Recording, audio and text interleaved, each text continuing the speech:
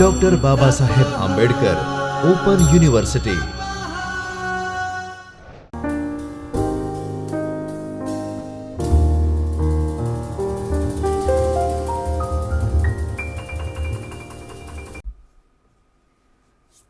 નમસ્કાર વિદ્યાર્થી મિત્રો,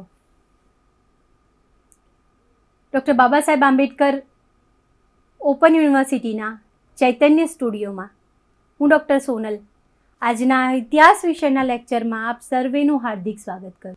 આજે આપણે ઓગસ્ટ 2017 પછી HISM-06 નામનું જે પેપર TYના વિદ્યાર્થીઓને ભણવામાં આવે છે, ભારતનો ઇતિહાસ ઈસવીસન 18મી સદીના મધ્યભાગથી 19મી સદીના મધ્યભાગ સુધી, એ અને સાથે સાથે ઓગસ્ટ 2017 પહેલાં એડમિશન લીધેલ વિદ્યાર્થીઓને ઇતિહાસ વિષયમાં EHI-05 ભારત ઈસવીસન 18મી સદીના મધ્યભાગથી 19મી સદીના મધ્યભાગ સુધી નામનું આ જે પેપર ભણવામાં આવે છે, એમાં એક બ્લોક તરીકે લોક આંદોલન અને બળવાઓ, અને આ બ્લોકમાં 1857ના વિપ્લવ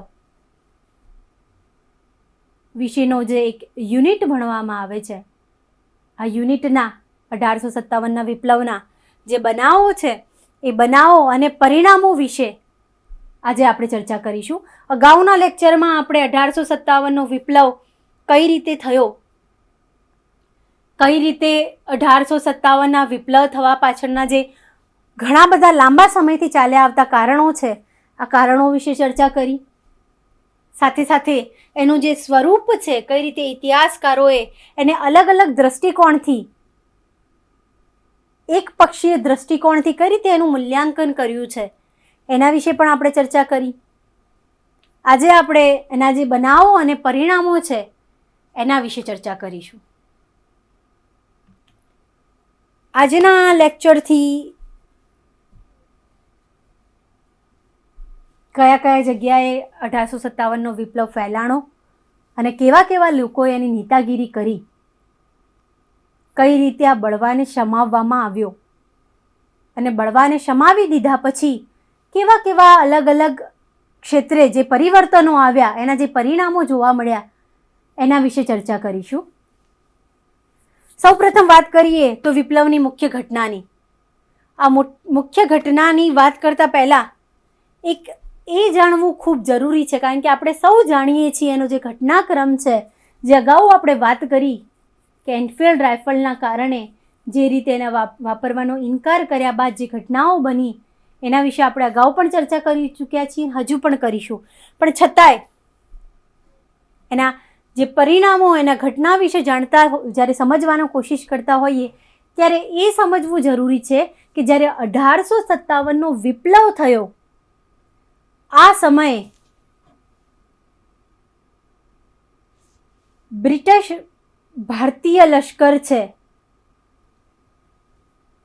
ભારતમાં જે બ્રિટિશ સત્તાનું જે લશ્કર હતું, આ લશ્કરમાં ભારતીય અને અંગ્રેજી સૈનિકોની જે સંખ્યા હતી એ 7:1 હતી. એટલે કે 2,32,000 ભારતીય સૈનિકો હતા અને સામે આ લશ્કરમાં 45,000 જેટલા યુરોપિયન સૈનિકો હતા. આમ 7:1 સંખ્યા હતી. મિત્રો, આ કહેવા પાછળનો એ ઉદ્દેશ્ય છે કે આખી ઘટના કઈ રીતે બને છે, અને જ્યારે પરિણામો આવ્યા ત્યારે પરિણામો ઉપર આની શું 1857ના વિપ્લવની શું અસર થઈ, એ પણ આપણે જોઈ શકીશું. 10મી મેના રોજ મેરઠની છાવણીમાં ભારતીય સિપાહીઓએ એનફિલ્ડ રાઇફલ વાપરવાની ના પાડી અને ત્યાંથી 11મી મેના રોજ ત્યાંથી નીકળેલ ટુકડી, સિપાહીઓની ટુકડી 11મી મેના રોજ દિલ્હી પહોંચે છે અને છેલ્લો મુગલ બાદશાહ બહાદુર શાહને આ સિપાહીઓ દ્વારા આ 1857ની વિપ્લવની આગેવાની લેવાની અપીલ કરવામાં આવે છે. બહાદુર શાહ આ આગેવાનીને સ્વીકારે છે અને આ સાથે જ સિપાહીઓ સૌ પ્રથમ દિલ્હી કબજે કરે છે.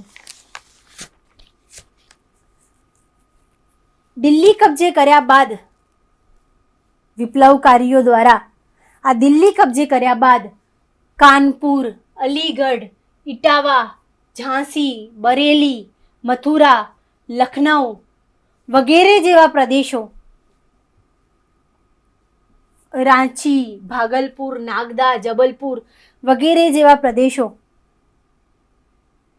સમયાંતરે કબજે કરવામાં આવે છે.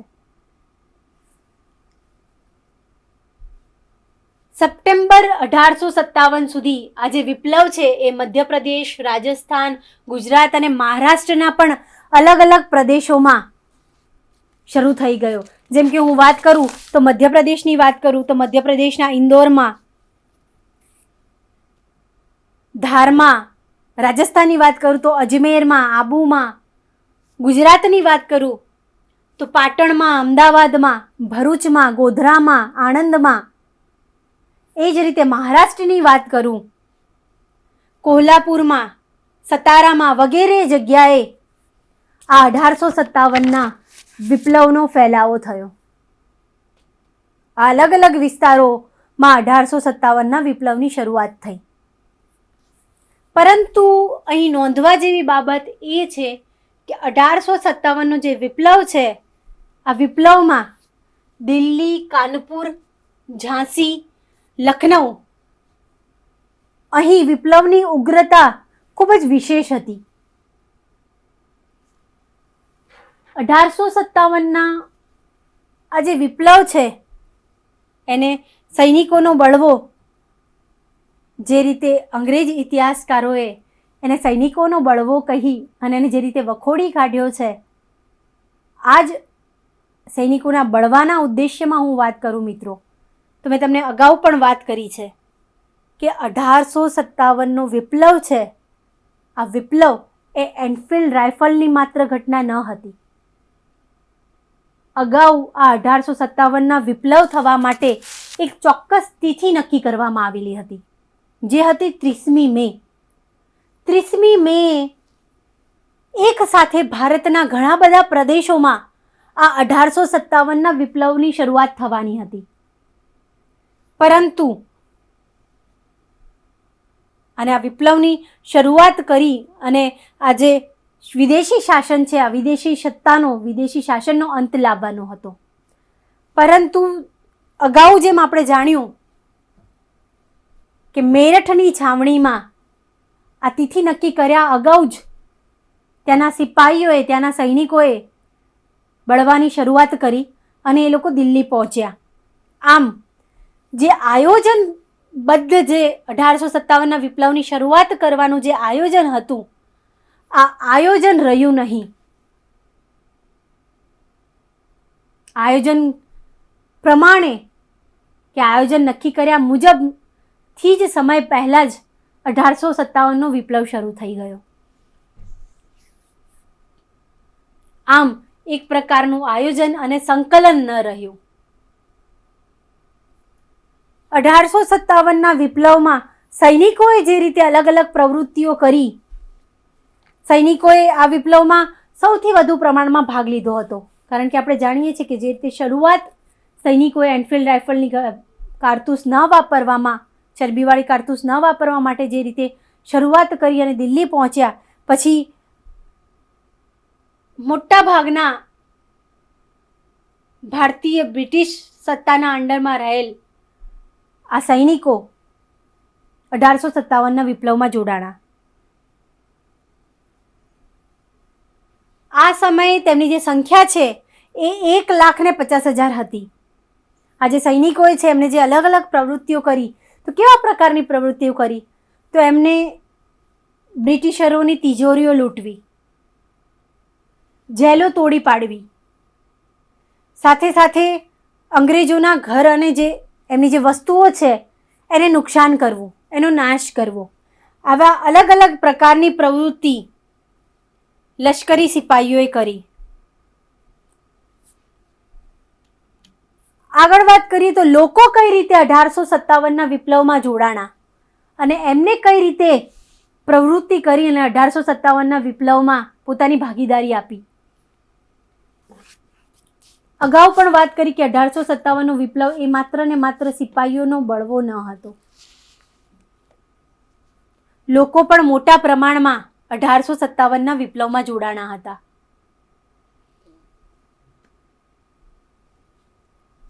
અઢારસો 1857ના વિપ્લવમાં જોડાવા લોકોનું જોડાવું કે લોકોની ભાગીદારી પાછળના અનેક કારણો હતા.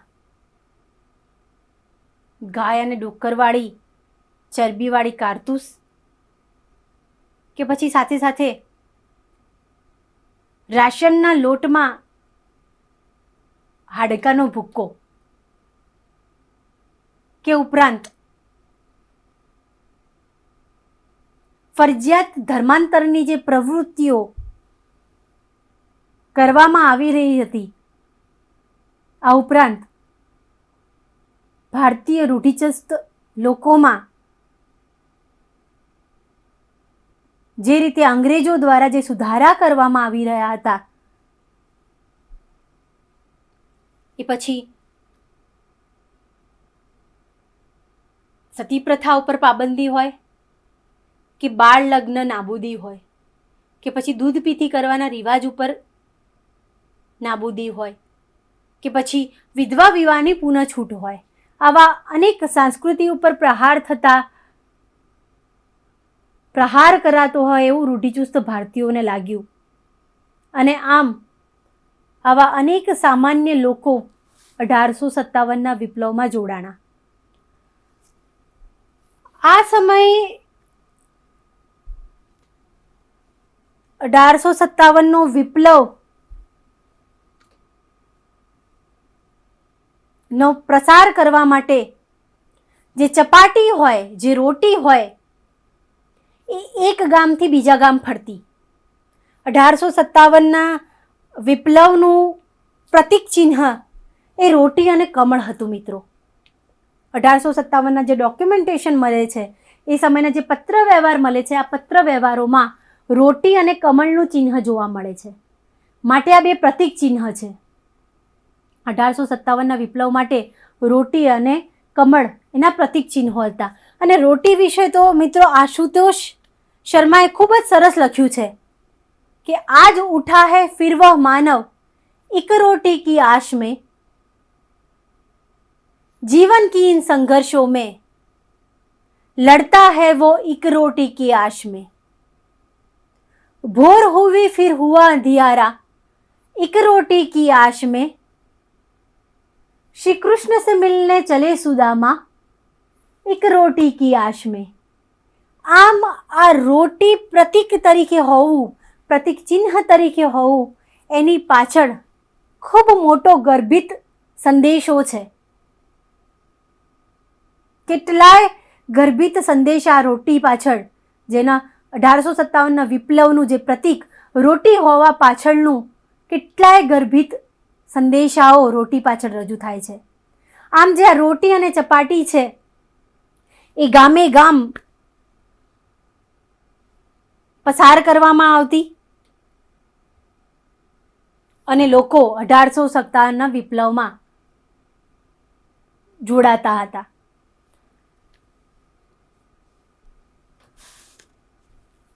અઢારસો 1857ના વિપ્લવમાં લોકોએ જે પ્રકારની પ્રવૃત્તિઓ કરી, એમાં જે મહેસૂલી અધિકારીઓ હોય, પોલીસો હોય, શાહુકારો હોય કે બ્રિટિશ અધિકારીઓ હોય, આ વગેરેના ઉપર હુમલા કરવામાં આવતા. સાથે સાથે એમની તિજોરીઓ લૂંટવામાં આવતી, જેલના કેદીઓને મુક્ત કરવામાં આવતા, અંગ્રેજોના બંગલાઓને આગ લગાડવામાં આવતી. આ ઉપરાંત જે કોલસાની ખાણો છે, આ કોલસાની ખાણોને નુકસાન કરવામાં આવતું. નહેરોની જે પાળા હોય, આ પાળાને તોડી પાડી અને પાણી વહાવી અને બ્રિટિશ લશ્કરને આગળ વધતું અટકાવવામાં આવતું. આ ઉપરાંત રેલવે અને જે કારખાનાઓ હોય, આ કારખાનાઓને પણ મોટા પ્રમાણમાં નુકસાન કરવામાં આવતું. આમ અલગ અલગ પ્રવૃત્તિથી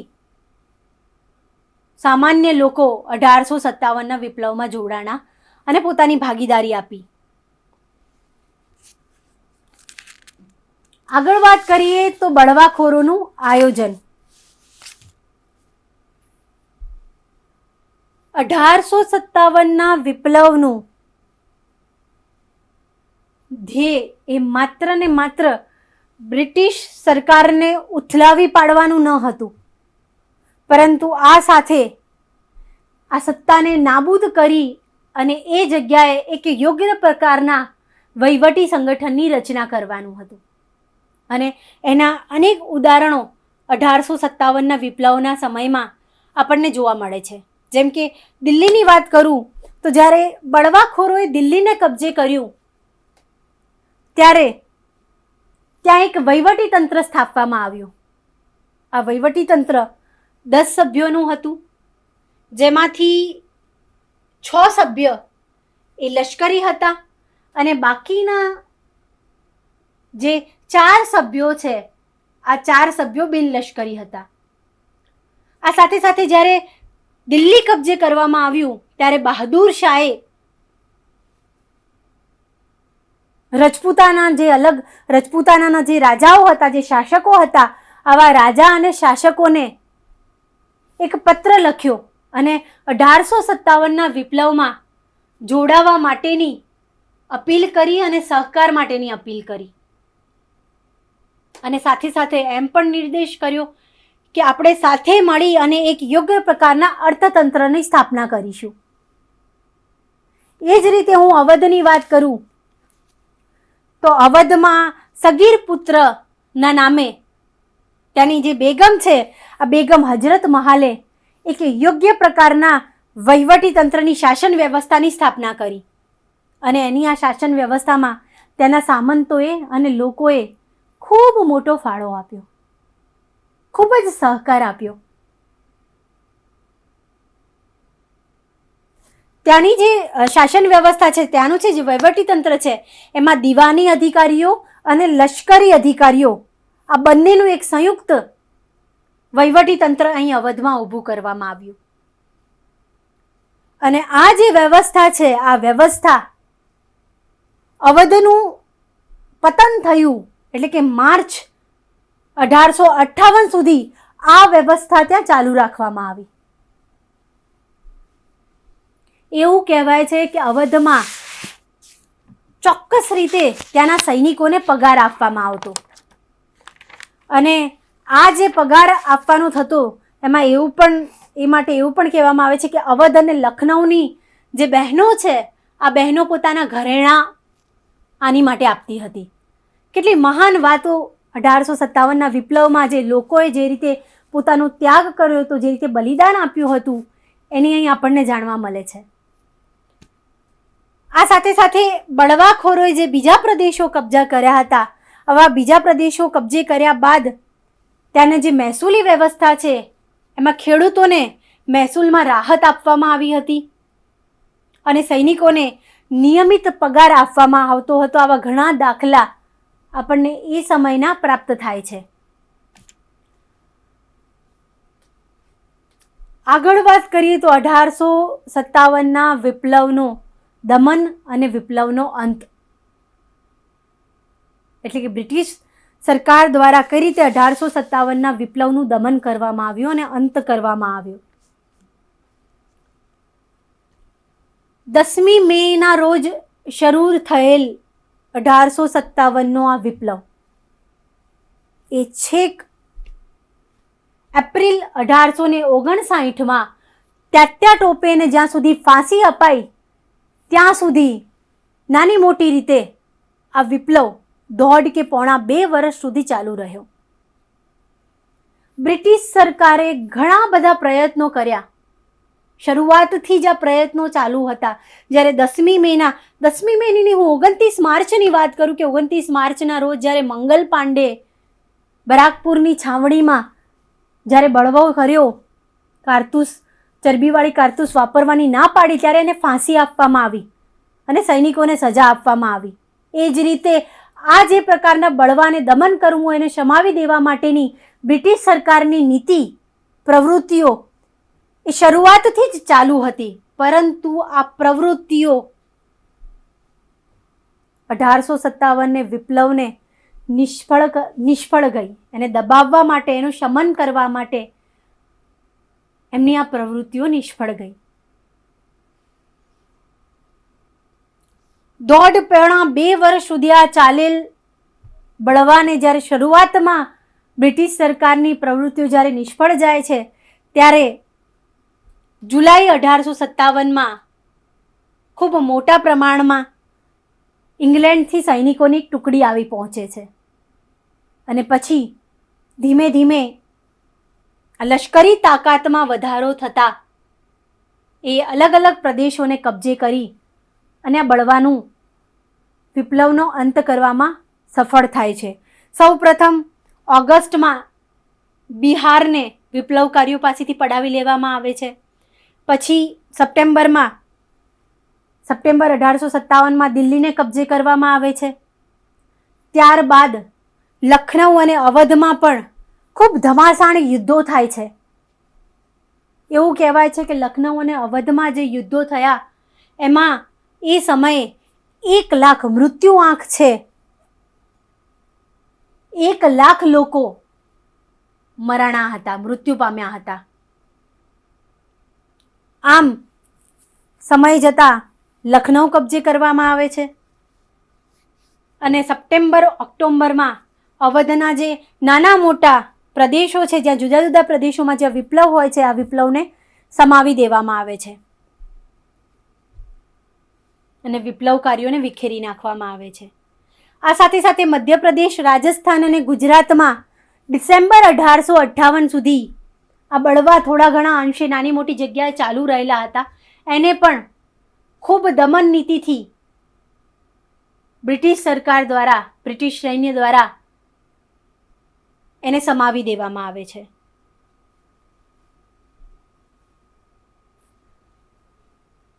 તાત્યા ટોપે કે જે છેક માર્ચ 1859 સુધી અલગ અલગ જગ્યાઓ પર ફરી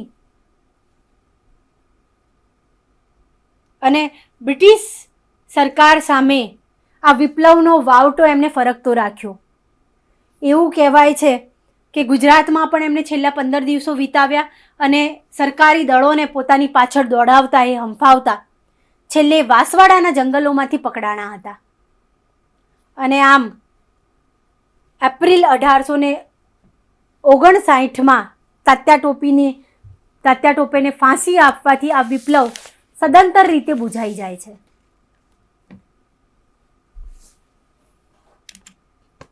વિપ્લવના મુખ્ય નેતાઓ.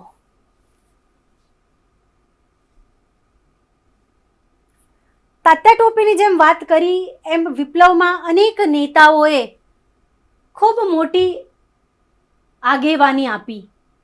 અનેક સ્થાનિક નેતાઓએ પોતાના જાનની આહુતિ આપી.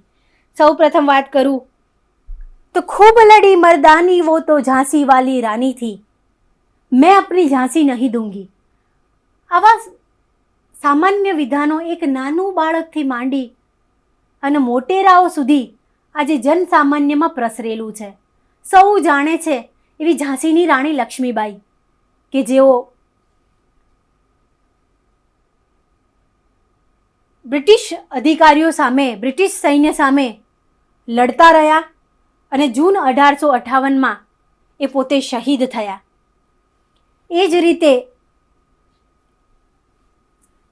કાનપુરના વિપ્લવની વાત કરીએ તો કાનપુરના વિપ્લવના મુખ્ય નેતા નાના સાહેબ પેશવા, જેઓ પણ બ્રિટિશ લશ્કર સામે પરાજિત થયા બાદ એમને છેલ્લે એમને નેપાળમાં આશરો લીધો અને એમના વિશે ઘણા બધા મંતવ્યો પ્રસરે છે. એવું કહેવામાં આવે છે કે એમને છેલ્લે પોતાના અંતિમ દિવસો એ સૌરાષ્ટ્રના શિહોર પાસે ગાળ્યા હોવાનું કહેવામાં આવે છે. એ જ રીતે હું વાત કરું તો બિહારના જગદીશપુરના જાગીરદાર કુંવરસિંહ કે જે અંગ્રેજ અધિકારીઓ સામે લડ્યા, અંગ્રેજ લશ્કર સામે લડ્યા અને લડતા ઘાયલ થયા અને ઘાયલ થયા બાદ તેઓ 1858 શહીદ થયા. અવધની બેગમ હજરત મહલ, જે પણ ખૂબ બહાદુરીથી એના અવધના લોકો સાથે એને બ્રિટિશ શાસનનો સામનો કર્યો અને છેલ્લે એમને નેપાળમાં આશ્રય લીધો. તાત્યા ટોપે વિશે આપણે સૌ જાણીએ છીએ, હમણાં પણ વાત કરી કે એમને એ અંગ્રેજી લશ્કરને પોતાની પાછળ એમને માર્ચ 1859 સુધી અંગ્રેજી લશ્કરને એમની પાછળ દોડાવ્યું અને વિપ્લવનો વાવટો ખડો રાખ્યો. પરંતુ એપ્રિલ 1859માં એમને ફાંસી આપવાથી ત્યાં પણ વિપ્લવનો અંત આવે છે. આ જ રીતે અનેક સ્થાનિક નેતાઓ, એ પછી મૌલવી અહમદ શાહ હોય કે અવધના તાલુકેદાર નરપતસિંહ શંકરદેવ હોય કે પછી જ્યારે ગુજરાતના ગુજરાતી તરીકે હું વાત કરું તો એ ઓખાના વાઘેરો હોય કે પછી પાટણનો મગન વાણિયો કે મગન ભૂખડ હોય કે પછી નિહાલચંદ ઝવેરી હોય કે પછી આણંદના ગરબડદાસ પટેલ હોય, આવા અનેક સ્થાનિક નેતાઓએ પોતાના જાનની આહુતિ આપી અને આ વિપ્લવને સળગતો રાખ્યો. આજે એ સળગતી મશાલો આજે પણ એ વિપ્લવકારીઓના શહીદીને યાદ રાખી અને કેટલાય ખૂણે ખાંચરે ઊભી છે, એમની શહીદીને યાદ કરાવે છે આપણને. આમ અનેક નેતાઓએ 1857ના વિપ્લવમાં પોતાની ભાગીદારી આપી. પરંતુ મિત્રો, બ્રિટિશ સરકારની જે ભારે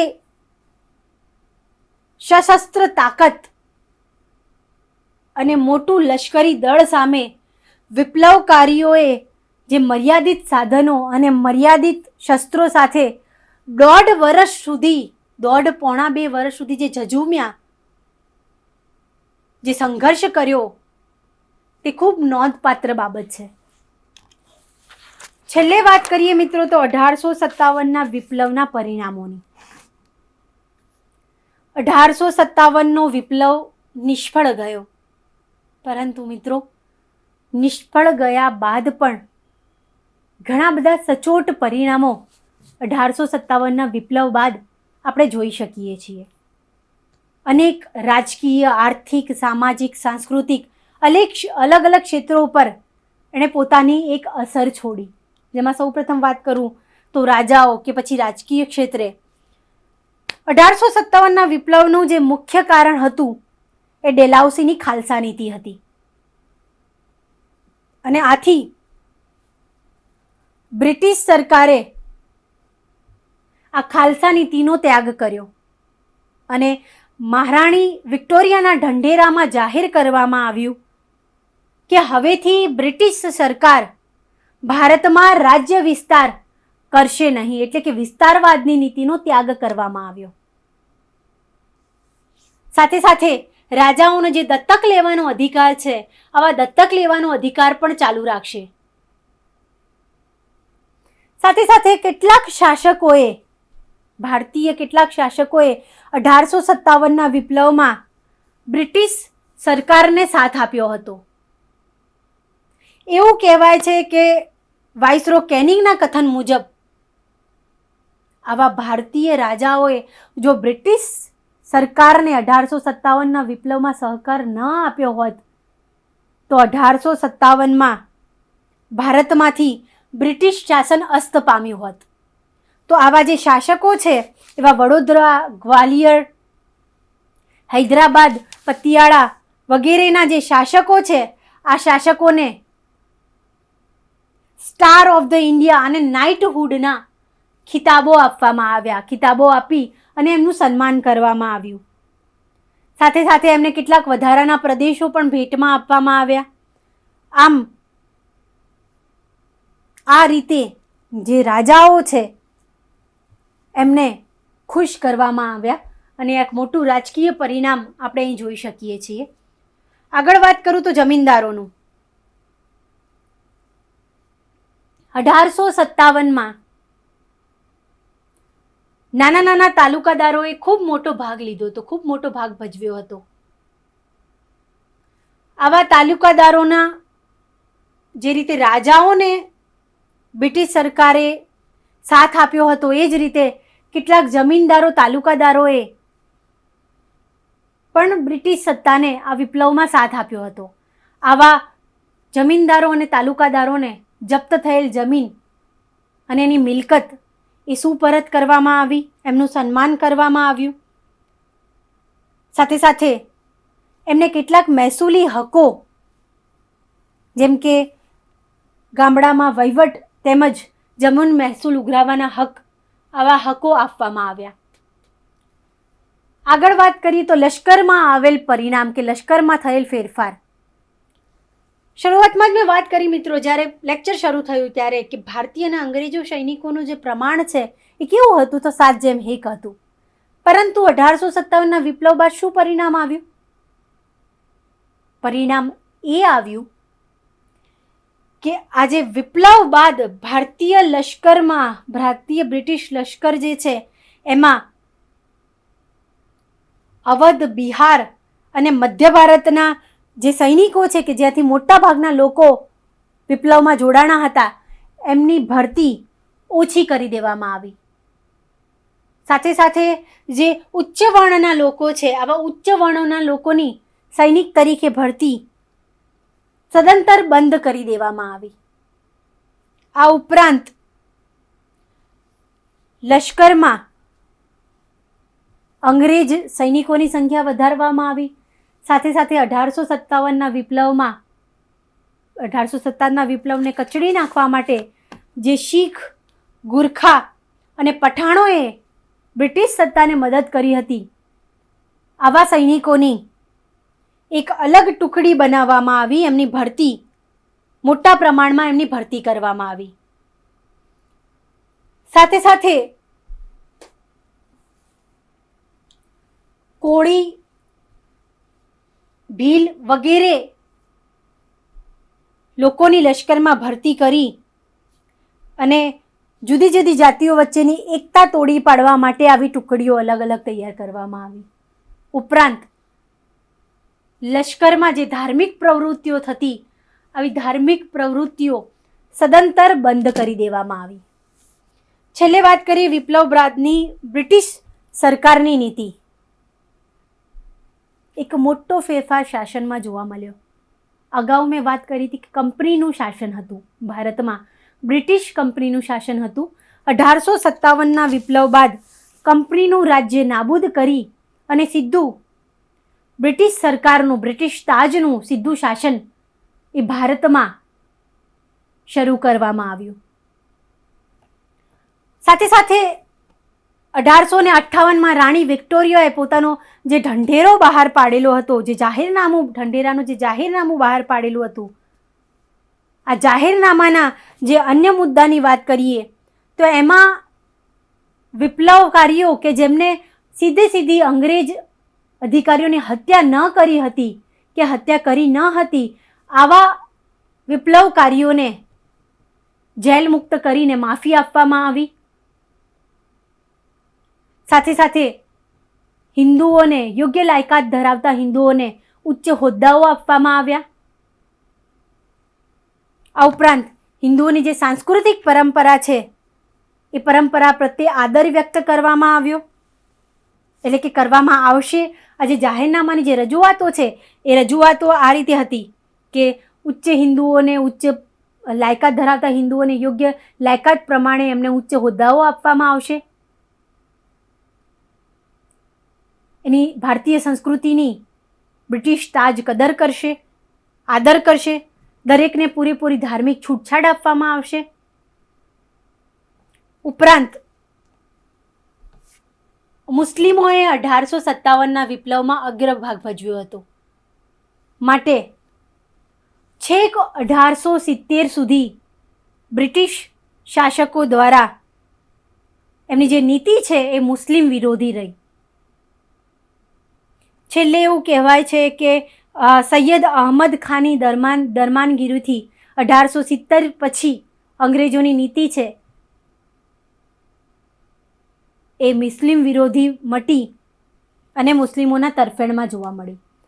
આમ મિત્રો, આજે આપણે 1857ના જે મહત્ત્વના કેન્દ્રો છે એ મહત્ત્વના કેન્દ્રો વિશે અભ્યાસ કર્યો. સાથે સાથે એ સમયના જે નેતાઓ છે કે કઈ રીતે એમને ભાગીદારી આપી હતી એના વિશે ચર્ચા કરી અને કેવા પ્રકારના પરિણામો